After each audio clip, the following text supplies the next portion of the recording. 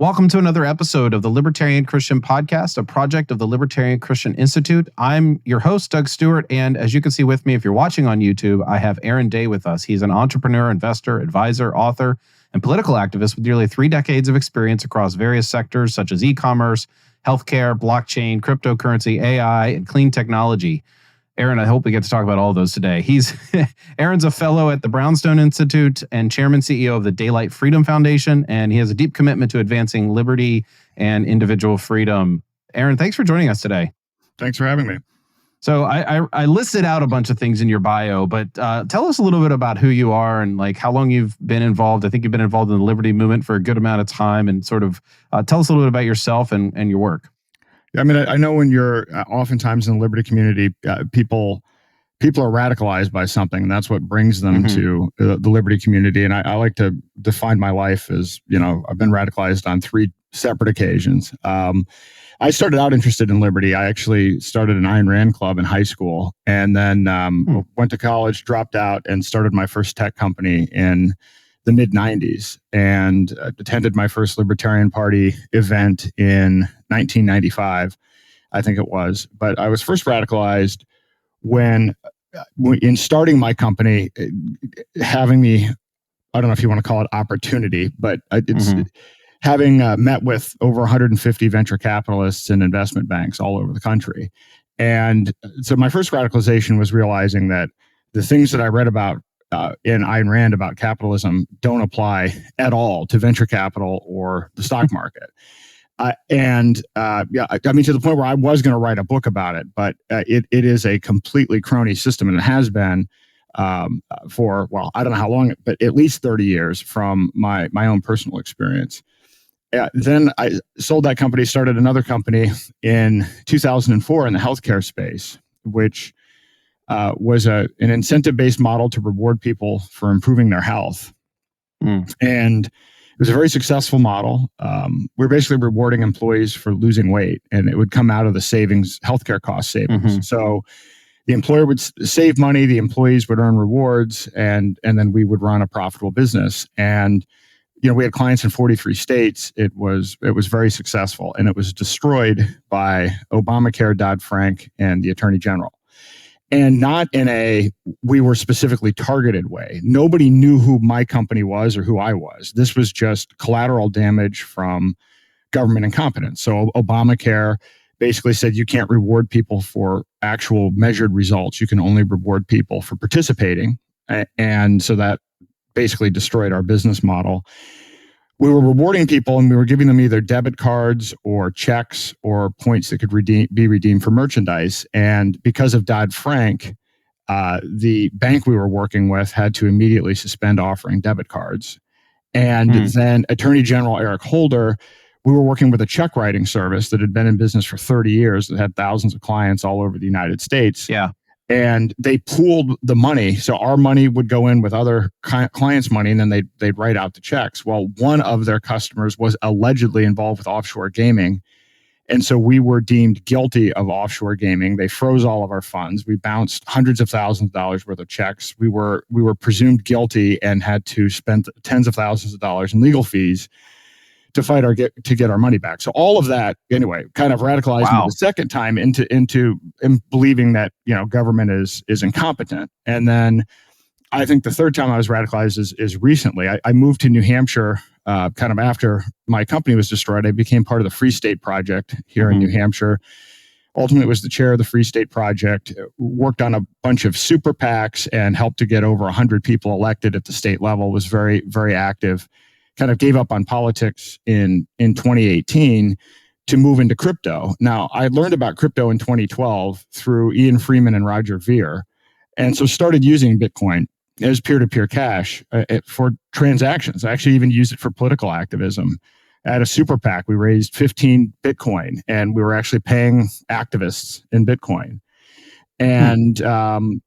And then when I decided to exit politics, I decided to use the same technology that was basically separating money and state and use it in other markets to get rid of third parties. So you could apply it to the stock market or literally any area. Yeah.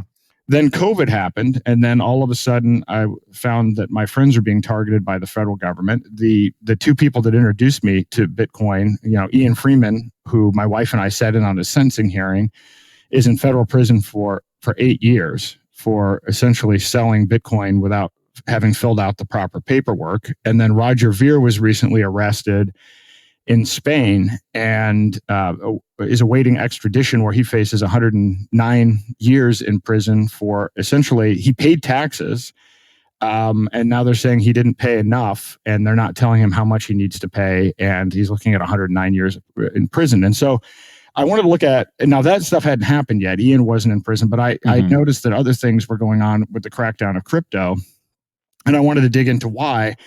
And that's when I uncovered how fast CBDCs, central bank digital currencies, are developing all over the world.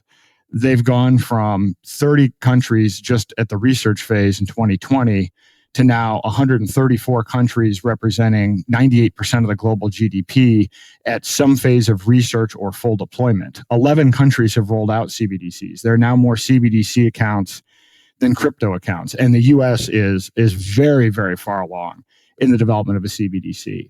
And inevitably, this is about creating one global digital currency tied to a social credit system that you can imagine the UN Agenda 2030 17 Sustainable Development Goals as elements of a social credit system, but they need to shut off competition. So this is a full court press against crypto. So this is what got me to write a book, The Final Countdown, which is all about CBDCs and how to fight back.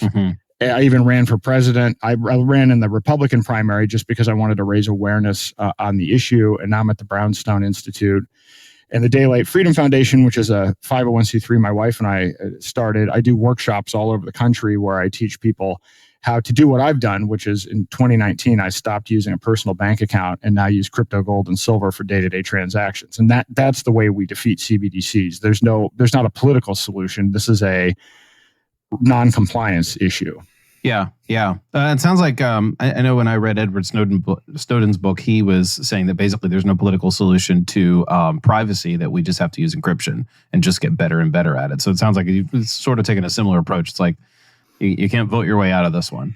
Well, you can't, but also money backed by the state never works. Every fiat currency in human history has failed in very predictable ways. Even precious metals end up being physically debased, or the country just arbitrarily decides one day to abandon the standard. And so we need money separated from state. So this is necessary regardless.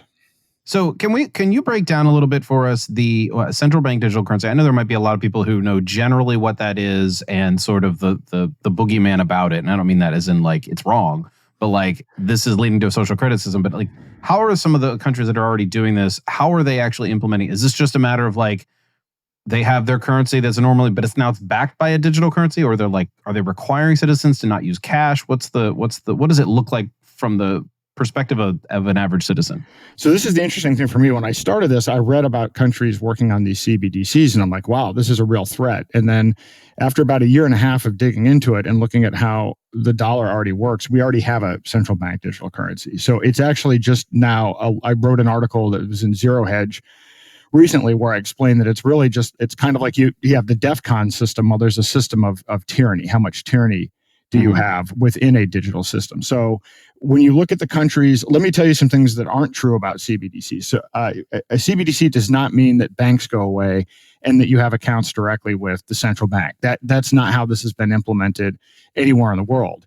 And if you look at what happens right now, the way a dollar is created is the federal government issues an IOU to the Federal Reserve, which is a private organization who we don't know the ownership of. And then they create money out of thin air in an Oracle database. And then the federal government writes checks on this database. So that is by definition, looking at the words, a central bank digital currency. It's issued by the central bank. It is digital. What most people are concerned about with CBDCs, and when politicians talk about it, they're concerned about, my financial transactions are going to be surveilled, and this is going to be programmable money, and I'm going to be censored, and I could potentially lose access to money. Right. I said something wrong on the internet, and therefore my credit score is really low today or something. Right. And so the thing is, we already have all of that. And I broke this down in the article as well. And I was surprised as I went through and started studying this. So first of all, there are 13 federal programs that are used to track our financial transactions today. And I'm not going to go through all of them, but I'll go through 3. Yeah. The IRS is now working directly with banks to use AI to monitor our financial transactions. So that should be a big concern and a red flag for everyone right there. Second, you have NSA bulk data collection, which again they do without a warrant. They just do kind of behind the scenes, as Edward Snowden has kind of pointed out. Many of they're collecting everything, and included in that set are financial transactions. But then there are other things and a lot of this is related to the Patriot Act and the Bank Secrecy Act and all of these other things. But there's something called a national security letter, and people are not aware of this, where the government can come into your house or your business and basically issue you a national security letter where they can seize your bank account, and you can't talk to anybody about it, including a lawyer. So this actually happens because you don't have any information to talk to a lawyer, or the lawyer's just going to be... You're not allowed. You are by law not allowed to talk to anyone, including a lawyer, about your situation. This is one of these national security things through the Patriot Act where they issue a national security letter. And I wrote about an example of this because there's one guy that was able to beat it, but we have no idea how many people are actually subject to these national security letters by definition. Like literally you go to prison if you violate this national security letter. So here you are, your bank account's frozen, you can't spend your money, and you can't talk to anybody about it, including a lawyer. Yeah. Well, at least they can't hate us for our freedoms anymore. Yeah, exactly. So those are 3 of the 13. Sorry, I'm making light of something that's very serious, but yeah. Well, so this is the problem. This is 3 of the 13, and this exists today. So when people, what I'm trying to now educate people, a year and a half ago, I was warning people about CBDCs coming. Now what I'm saying is we already have CBDCs. It's just a matter of how much tyranny. And by the way, the answer is the same regardless of where we go on the tyranny index, which is you've got to get out of the dollar and you've got to get out of banks. But then the other is programmability. So our money, so the Federal Reserve is an Oracle database. Commercial banks also have databases, and they create their own money out of thin air, backed by the money that is created out of thin air in the Oracle database of the Federal Reserve. And so they use Oracle databases and Microsoft databases. And these things have all kinds of security problems and whatever it happens to be. But Microsoft databases and Oracle databases are very programmable. I mean, these have been programmable for decades. And so they are. So anybody that has a savings account or a flexible spending account as part of their health insurance, well, the largest provider of health savings accounts is Optum Bank. So it is, a bank. They have 5 million customers. And what do you get? You get a card, and you can only spend money on that card to buy specific healthcare related items at specific times and specific places. That is programmable digital money in our existing financial system. MasterCard has built there's something called the Doconomy MasterCard, where it tracks your carbon usage. And if your carbon usage exceeds a certain level, it actually shuts off your access to money. MasterCard has formed relationships with over 150. All of this is public. I encourage everybody to look at DOCONOMY MasterCard and Google it, and you'll see it. I mean, it even shows you. They highlight. So why would somebody buy a MasterCard that does this? Because if people have been indoctrinated into the green agenda, if people have been indoctrinated into this manufactured scarcity, and they believe that doing so is sending a message, and they're basically saying I'm helping the planet, because people are voluntarily signing up for this. Right. Yeah. But the point is, this exists on top of the existing system. So what people have to understand is MasterCard has already worked with over 150 merchants to track carbon. And you see this now when you buy airline tickets. It tells you how much CO2 you're using, and they give you this little green. They're doing this everywhere. They've been doing this for quite some period of time. And so when I say that the end goal of all of this is a single global currency backed by energy credits, it's not a conspiracy theory. This is literally what technocracy they can do it, and they've been doing it. And they're doing it right in front of your eyes. It's not happening, but it's good for you. Right, exactly.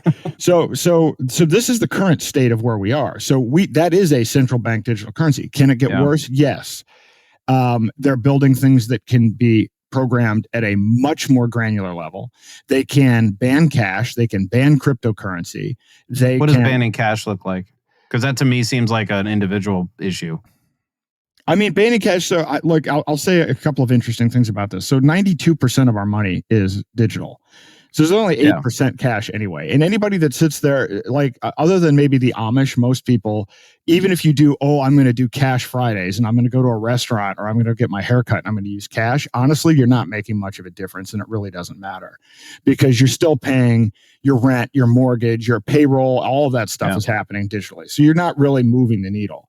And so banning cash isn't really all that difficult. But I will say that in examining this, there are technologies being developed, nanotechnology and other tracking technology, even for cash itself, where the way I would describe cash moving forward is cash is just a paper token representing a database entry. And they're going to be able to track even cash in the same way that they can actually track something digitally, because they are working on that. And I put in, I believe one of my articles, if not in one of my tweets, I put a list, a table of all of the different cash technologies that are being developed to add on to tracking. So, but they've been moving cashless anyway. ATMs are going away. Certain businesses have stopped taking cash. We've been moving this way. And other countries have already kind of taken a lead on this as well. So getting rid of cash is one thing, and then banning crypto, which has been part of government policy.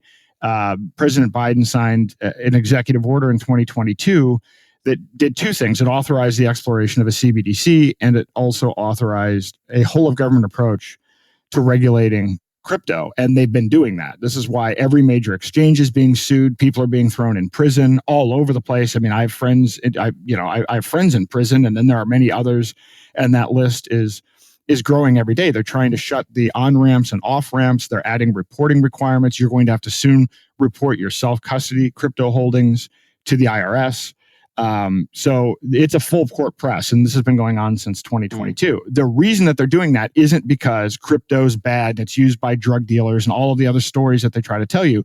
They are literally trying to shut down competition to the point where the banks that failed last year, the 4 banks, those were all 4 banks that had heavy involvement in crypto. 2 of them actually had a direct competitive offering to FedNow, which is a Federal Reserve offering that allows real-time settlement between banks. And so I think it could be argued pretty compellingly that there were bank runs on Signature and Silvergate designed to eliminate competition for the Federal Reserve.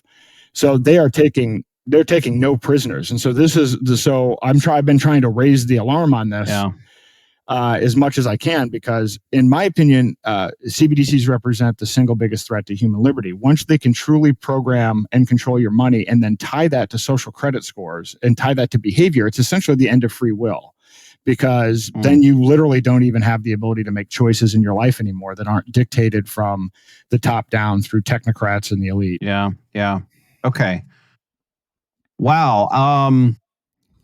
Man, you're like, talk about like depressing news, man. I didn't realize that this was going to be, it was like, hey, we got to stop this. I had no idea that this was like in some sense an unstoppable thing. So you're, when you do these workshops, what does this look like? I mean, you don't have to tell us all the things here, but what it seems to me that most people listening, and I would think of this myself, as soon as I hear somebody like you say, here's how you can get out of everything except, what was the things you said? You went to gold, crypto, gold, and silver.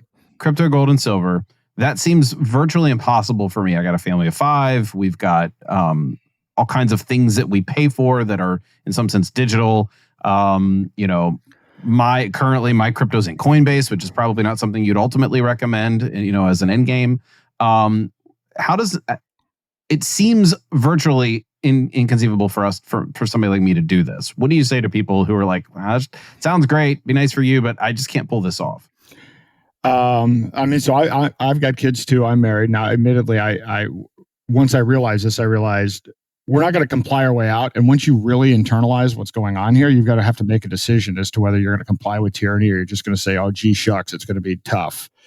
But you're going to allow them to take more and more of your freedom, slice by slice. Just as CBDCs are increasing in tyranny, the way that we move towards alternative currencies also doesn't happen all in one step. So it's not all everybody's using privacy coins, not using exchanges and dealing directly with each other. There's a continuum for that as well. So for instance, you actually probably can move off to crypto and you can begin moving piece by piece. You can actually I have a wallet that I use called Cake Wallet, and I can buy gift certificates for a lot of retail purchases. So, for instance, I bought my kids back to school clothes. We went to a movie, restaurants. You can buy stuff from Amazon through gift cards.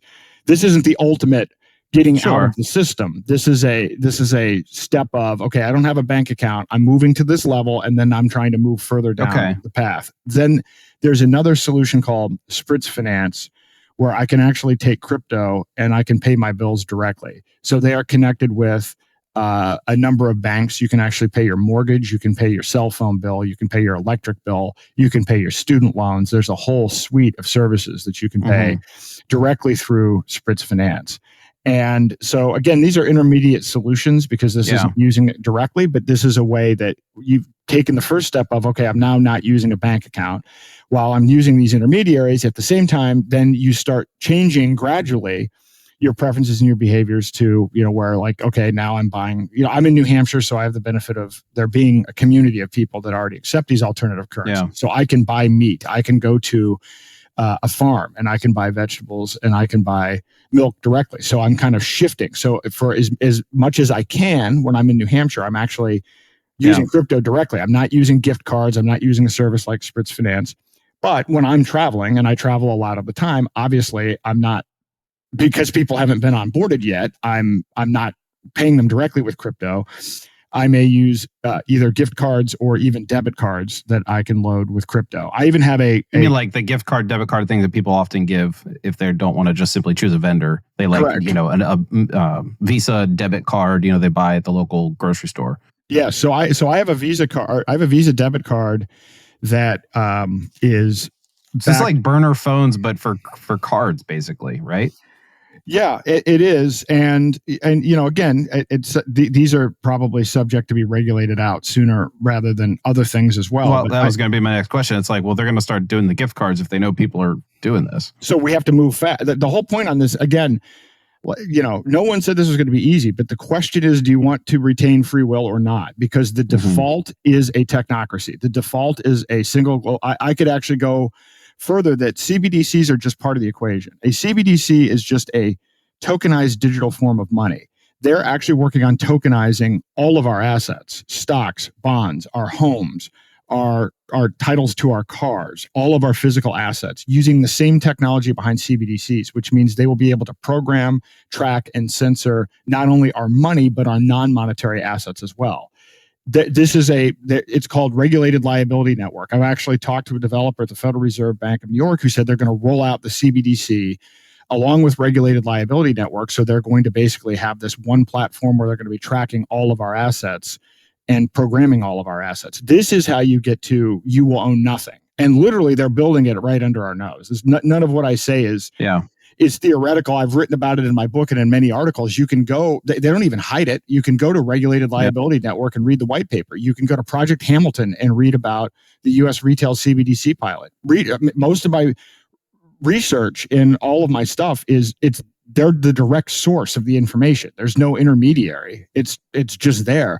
But I mean, I've got a debit card that I can use that's backed by gold. I've got a debit card that's backed by crypto.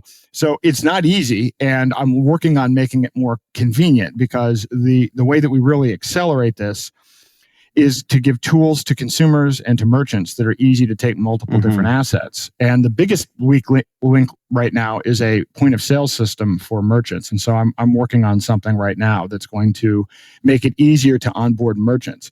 The point of my workshop is you will know how to do all of this. So you walk out of the workshop with a crypto wallet with some crypto in it, with the knowledge of how to buy more. You will know how to buy gift cards. You will know how to pay bills directly with crypto.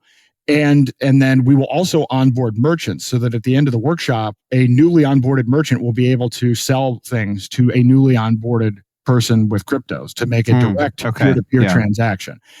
So that's really what you get out of the workshop. In addition to, like, the first half of it is my explanation, because it's important. It's critical for people to understand that what I said is true about the one world digital currency and what's going on with technocracy. Because if you don't understand that threat, everything will seem like it's a one-off. Here's a bad apple. This is just what a coincidence. This is happening. Maybe it's not that bad.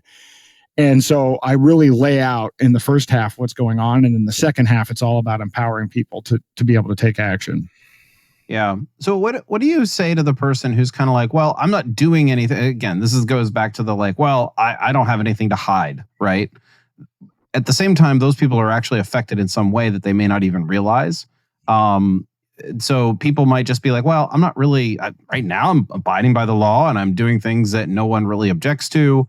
It's going to take a significant amount of convincing for people like that to be like, yeah, this is a problem. Like they might say, well, no, that's not a good idea. We shouldn't move in that direction, but they may not see it happening under our noses. But they might just kind of shrug and say, well, I don't have anything to hide. They're probably not going to take they're not going to seize my assets because I'm not a drug smuggler or I'm not a crypto, I'm not hiding anything with crypto. Well, none of my friends that are in prison were hiding anything or doing anything illegal either.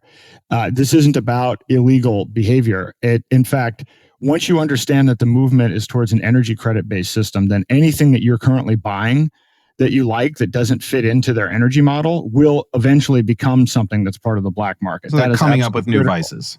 They're coming up with all the time, whether it's banning gas stoves or whatever it happens to be. But by the way, one of the things that I talk about is Operation Choke Point, which was something that was done several years ago where the government has cracked down on businesses, legal businesses that are selling guns, a lot of organizations, religious organizations, crypto organizations. There's a list of like 20 different categories of businesses that have been denied the credit card processing and denied banking services. This has already happened. And again, all legal. So the fact that it hasn't hit you yet, I mean, this is one of those, first they came for the, blah, blah, blah. And then first they came for the gun store owner, and then they came for the person that was selling alternative healthcare products. And then next they're coming for you. If it hasn't happened to you yet or somebody it's a fluke, because mostly these are people that are engaged in things that are completely constitutional, and they're actually promoting health and just alternatives to the existing crony, heavily regulated system.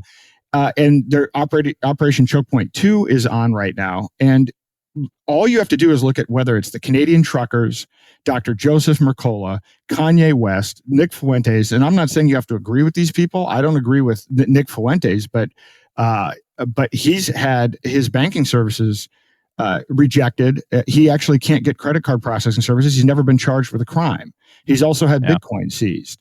The same with Kanye West. So at some point, if we don't stand up to this now, it literally will be everything, because we know what the arc of this is. The arc is to move towards an energy-based system. So unless everything that you buy and sell you think is going to fit into a system that technocrats are designing that fits into a carbon credit-based thing, then eventually you're going to lose your freedom and your financial transactions are going to be censored. Okay. Wow. That's a rosy picture. Dang. It seems to me that the only people who will be in favor of this at the common level will be people who basically are okay being penalized for just any behavior that, their overlords deem. Like they just trust their overlords to make the right choice and be like, oh, well, I guess I'm using too much energy, or I guess I'm buying the wrong things. Oh, well, I guess I don't understand why anybody would even allow this. Well, I don't either, but part of it for me, it's been interesting watching my kids go through school. And we have them, in a Montessori school, and now they're in a private high school, but even still looking at different schools and even examining, the indoctrination is so much worse than we think. I mean, and it's actually hard to imagine, but the climate alarmism has been a huge issue, to the point where it's actually causing depression in young kids, because they're pushing this we're about to go extinct thing so hard. And so that is really dominating the younger generation. Also with Gen Z, I think Cato had a podcast, did a poll on this. I think 33 or 35% of Gen Z would be okay with the federal government installing surveillance cameras in the home to monitor for domestic violence. So while you and I probably grew up under different circumstances and found our way to liberty, the majority of the population, and particularly younger people, have been indoctrinated in a completely different system. And so now this is what we're actually fighting up. This is what we're fighting against. And this is the challenge with this, because with crypto, older people, a lot of the people in my workshops are boomers. And so they're not necessarily technically savvy, but they understand the importance of privacy. They understand the importance of individual rights, and they're starting to understand the threat. but it's hard to get them over the technical challenges. The younger people, the technology is easy, but they don't value privacy. And so this is part of the, what I'm up against day to day. Yeah. If you don't mind, I'd like to switch gears on something you said a little earlier. You made this sort of comment about the things in Ayn Rand's work don't apply. Did you say it doesn't apply to venture capital? It doesn't apply to venture capital. It has nothing to do with capitalism. Okay. Can you describe that? Because I mean, I don't know how many of our listeners have read read Ayn Rand, but I would love to hear your thoughts on that. I mean, if you're reading Ayn Rand and you're reading Capitalism, the Unknown Ideal, and you're reading some of these other books, capitalism is about voluntary exchange, and it's about people through merit, becoming successful. And so you see the word venture capital and you think, oh, these are capitalists, and so these must be people. And when you dig into it, it turns out over 50% of the money that goes to venture capitalists comes from taxpayers funded sources. The largest single investor in venture capital funds is the California pension system. And so what actually happens here, I wrote a really long article about this in 2018, but what happens is these pension funds and universities, who are the largest contributors to venture capital funds, put terms on what the investors can invest in. And I always wondered, why are all of these tech companies in San Francisco? And it turns out one of the reasons is that CalPERS, the California pension system, would actually say, well, we'll give you $100 million for your fund, but you have to keep the businesses in California. Or then they'll say, well, and then you have to invest in this type of thing. So social investing. So it has nothing to do with capitalism. So when your funding source is largely from public sources and it comes with social directives, that to me negates even the idea of capitalism. And it explains a lot of why big tech has become as woke as it is, because that is not the product of voluntary people spending voluntary money. This is like, and the people that are the venture capitalists themselves are just people who went to college with the people running these pension funds, and it's a good old boy network type of situation, and it's much more about cohesion around outlook. This is why you're even seeing now, interesting with this election, but most of Silicon Valley has gone completely Democrat. That wasn't even the case in the 1980s. In the 1980s, California was Republican, and actually the venture capital side of it was very much more libertarian. It has become completely statist. So you'll see, this is how you end up with things like Solyndra and all of these investments in things that are clean energy projects, but they all rely on government contracts. They all rely on government funding, government debt, political connections. And so you have venture capitalists who get most of their money from technical sources, investing in projects based on political connections. That is the opposite of capitalism. Yeah. Okay. So I don't know how much you're... I'd like to ask you a question about venture capital. If it's not in your wheelhouse, that's okay. It seems to me that a lot of people have this view of venture capitalism as like they're like cronies who come in, buy up a possibly failing system or company, or a company that's succeeding, and they just kind of let it run to the ground to their own advantage. I mean, I think that's the impression that a lot of people get. How accurate is that? And if it is accurate, I mean, is there some explanation for it that makes sense to someone like a libertarian?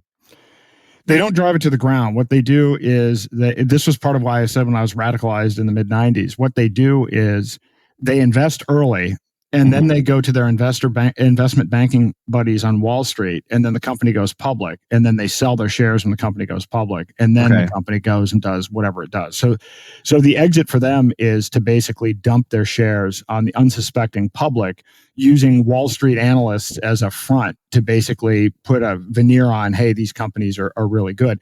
And is that still the case in today's world as opposed to the 90s?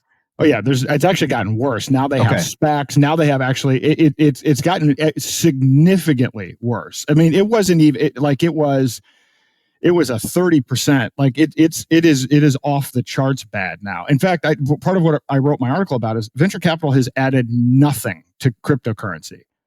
None of these cryptocurrencies that are successful or useful cryptocurrencies, Bitcoin wasn't venture capital funded. None of the privacy coins are funded. All the venture capitalists added to it are pump and dump schemes. And in many of these cases, they just come in, and they even have structured deals where it's like, well, we're going to buy these coins first, and then you're going to do an offering, and then we're going to agree that we're going to sell only this amount. And it's literally a pump and dump. I can't point to anything that venture capital has added to the blockchain and cryptocurrency industry at all. It's been a gigantic liability. What about to the economy in general? I mean, is there a place for venture capitalists to help the economy grow, or is it typically is it incentivized in the wrong direction to do sort of what you just described? There's a place for investing, right? There's nothing wrong with investing. I don't have any issue with investing. The problem that I have with venture capital is this: it's all based on SEC. So the SEC has basically put in all of these rules that make it so that the only people that can invest in startups are people who are already rich. So unless you're already high net worth, you can't invest in startup companies. So basically, what's the rationale behind that? Well, the stated reason and the propaganda that they use is that people that don't have a high net worth can't afford to invest, and they might lose more than they can handle, and that the SEC has to be there to protect the investor. That's what their stated language is. Well, by that logic, I couldn't be allowed to buy stocks. Yeah, well, exactly. I mean, so right. But go ahead, keep going. And by the way, but you can buy stocks, but you can only buy stocks through a broker that goes through another regulatory agency. But by the way, when you're buying those stocks after the venture capitalists have already made 100x on their money. So you can buy stocks after all of the real money has already been made. And the SEC did it to protect you from the risk of having made the 100x that the venture capitalists made all along the way. The entire system is an absolute scam. Wall Street is a scam. I'm not saying that, certainly companies have been built that were venture capital funded. And I'm not saying that it's always been this bad, because it hasn't always been this bad. I mean, Apple, Microsoft, these companies were funded in this manner, but but it's not capitalism. So I love capitalism, and I love the idea. And this happened in 2017. These things called ICOs, and most of them even were scams.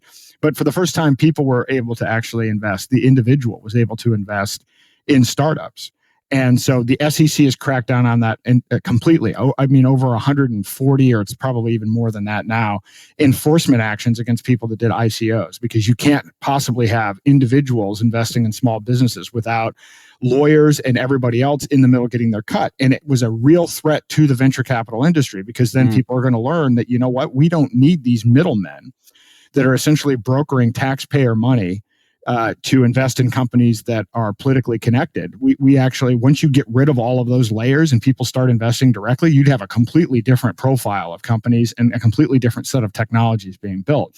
For instance, most of Silicon Valley, if you look at it, these big tech companies are they good or not? I don't know. But most of them, if they're offering free services, you're the product. Yeah. We've given up our data. We've given up our privacy.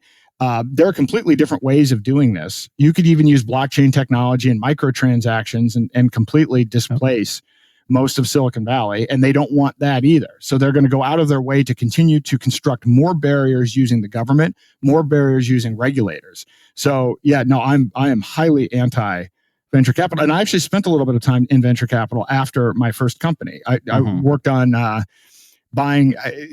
Corporations got involved in investing in doing venture capital at the peak of the .com, and they didn't necessarily know what they were doing. So when the .com bubble burst, I was involved in buying out some of the investments that some of these corporate VCs had made, and I got to see hundreds of companies, and it's just people would be horrified by how it works. And so these VCs, when I see these VCs in California, now they're sticking their head in politics where they've been voting Democrat. Now all of a sudden, I was wrong. It's no, literally these VCs voted for everything that happened in California. They voted for everything that happened in San Francisco. And now they want to act like they're going to bring the solution. And they've missed the fundamental point, and they still don't understand their role in creating all of this. If you were talking to a venture capitalist, some of these people that are regretting their decisions, what would you tell them? Move to Austin? I mean, what would you say in terms of what is a solution out of that kind of thing? I mean, do some introspection. It's not even a matter of moving. I mean, because if you're out there and you've been participating, here's what you don't want. You don't want them bringing San Francisco to Austin. You don't want them bringing San Francisco to somewhere else, because these are the classic limousine liberal people that people talk about. I mean, even that whole phrase that was brought about, where it's you have these Democrats that talk about being for the poor as they're driving around in their limousines. This is the exact thing. I can see these same people now oh my God, San Francisco, look, my own actions over the last 40 years have created this, or 20 years have created this problem. Now I'm going to move as if that, are you going to change your mindset? Because if they don't change their underlying mindset, they're only going to transplant. Well, they'll have to reproduce it in a new state because of the state laws. But outside of that, you're saying it would just replicate. It would just replicate because they'll bring money and jobs, and they'll bring the whole thing. They'll bring the whole thing somewhere else, and then does venture capital involvement affect the user experience of some of the stuff that we use? It affects all of the user experience because the incentive for the VC is to put in the money to build the company to the point where it can go public and they can sell their shares. Going public is a nightmare. I went through the process of trying to do this. Once you're public, you basically have all of these other regulatory controls. Yeah, so your ability to innovate basically dies once you become public. So yes, they structure the entire thing. So this whole pipeline of VC to public markets destroys companies, and this is why a lot of founders get replaced. They say it's to bring in people that can scale up, but the scale up is usually kill the vision and put it into a cookie cutter model that can then be flipped off to Wall Street and then sold to the retail investor after everybody's made all their money off of it. So I've seen there's probably 16,000 dozen million task tracking to do productivity apps that are out there, and you have all these developers making it, and some of these are small companies. They've got awkward names, but I can kind of tell that what they're trying to do is they need to get a user base so that they can get investors and so that they can see that they're growing, maybe go public someday. I mean, you can kind of get the hints of that kind of thing. What kind of companies are not doing that you could sort of, maybe if you were to look at the company, you could say, oh, they're probably not on this track and they're probably going to make a good product over the long run? How would you evaluate that? I mean, you can tell when you see a company that is committed to its vision. A lot of things in blockchain, a lot of companies where, I mean, look, you still need investment, but if they're getting investment from individuals or they're trying to, and this is the challenge, you should be able to crowdfund money. And I actually spent a lot of time working on this. This is one of the things that I wanted to do when I exited politics. Because money's corrupt, but the ability to raise money and raise capital as an entrepreneur is also a horrendous process. And so the ability to create tokenized equity and that you can sell to everyone, the ultimate envision of this is, imagine being able, if a kid could sell tokens for his lemonade stand. Right. I mean, you should be able to do that. And that sounds ridiculous. And literally you cannot do that right now. My daughter, I helped her create a slime business, which, I know that was weird. Been there. You've been there, right? But she went, she saw this stuff on TikTok. So we went through this whole process of creating a business and everything else. And so, now she has her eyes open to what all of this is like with taxes and all of the paperwork and everything. And so it would be a life-changing experience if you didn't have the SEC and anybody could invest in anyone's company and that could be open anywhere globally. It would actually revolutionize free trade and it would bring prosperity all over the globe. Right now, all we have are these crony companies that are being manufactured and then positioned, by the way, ultimately to be sold. So it's usually these are the investors behind Google and these big companies. They're grooming these companies to ultimately become acquisition targets by the other larger companies. And then because then the big play is, and this relates to what I was talking about with technocracy. The real thing isn't the elections. It's not China versus the U.S., Russia versus the U.S., Republicans versus Democrats. Is Elon Musk and the PayPal mafia going to control the technocracy? Is it going to be Bill Gates, or is it going to be the Google guys, or is it going to be Mike Zuckerberg? That's the actual fighting that's going on right now. And VCs get involved to figure out how to flip, whatever, to make sure that at the end, one of these four behemoths is going to end up being the beneficiary. And these technologies are going to be subsumed into these large corporations because the large corporations ultimately want the data. That's essentially what these things are all about, which is capturing and controlling data. Wow. I have so many other things I want to talk to you about, but we're out of time, and we'll probably get into. You're just gonna make me more depressed, man. No, actually, this has really been a. No, I'm being facetious. I have learned so much in the last 40 some minutes that we've been talking, and I was already kind of attuned to some of these things, but you've offered me and our listeners somewhat of an education. Where else can people go to get more from what you have to offer? What websites do you should they go to? What can they find there? If you're on X, let them know. The best place to go is you can find me at daylightfreedom.org, and that's my organization website. So you'll find out, books, the articles that I've written, the workshops that we're doing, other speaking events. All of that information is at daylightfreedom.org. And then you can find me on X at Aaron R. Day, and that's usually where I post. I'm on other channels, but this is the one that has the most reach. I try to do a weekly podcast. Sometimes if I'm traveling, that slips a bit, and so I've had some interesting guests on that cover not just CBDCs but aspects of crypto. I had one last week with Mark Passio and Michael Rechtenwald where we talked about Agenda 2030. So that's another good place to find some interesting content. Excellent. Well, Aaron, thank you so much for joining us, and hope we'll have another conversation sometime. Awesome. I enjoyed it. Thank you.